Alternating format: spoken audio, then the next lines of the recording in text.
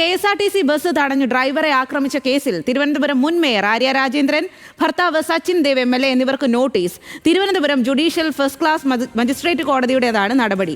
Police സമർപ്പിച്ച കുറ്റപത്രത്തിൽ ഇരുവരെയും പ്രതിപട്ടികയിൽ നിന്നും ഒഴിവാക്കിയിരുന്നു. ഇതിനെതിരെ KSRTC മുൻ ഡ്രൈവർ യദു നൽകിയ പരാതിയിലാണ് കോടതി നടപടി ഉണ്ടായിരിക്കുന്നത്.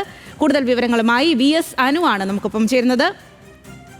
അനുവിലേക്കാണ്. അനു, ഏറെ വിവാദമായ സംഭവമായിരുന്നു. അതിലാണിപ്പോൾ കോടതിയുടെ ഒരു നടപടി ഉണ്ടായിരിക്കുന്നത്. പ്രത്യേകിച്ചും ഈ ഒരു തെരഞ്ഞെടുപ്പ് ഒക്കെ കഴിഞ്ഞ ഒരു സമയത്ത് ഈ വിഷയം പോലും പലതരത്തിൽ LDFന്റെ പരാജയത്തിന് അവിടെ കാരണമായി എന്നതടക്കമുള്ള കാര്യങ്ങൾ ഉന്നയിച്ചു. അങ്ങനെ അത്തരം വിമർശനങ്ങളൊക്കെ ഉയർന്ന സാഹചര്യത്തിലാണിപ്പോൾ. എന്താണ് ഇക്കാര്യത്തിൽ കോടതി പറയുന്നത്? കോടതി നടപടി ഏത് രീതിയിലാണ്?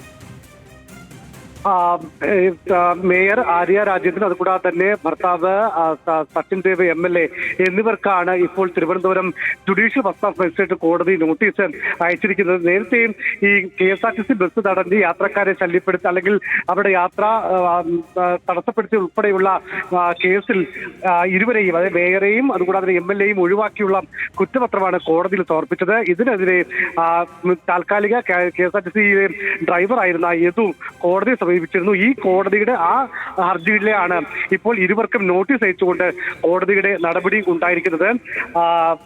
ഇന്ന് തന്നെയാണ് ഈ നോട്ടീസ് ഇരുവർക്കും അയച്ചിരിക്കുന്നത്.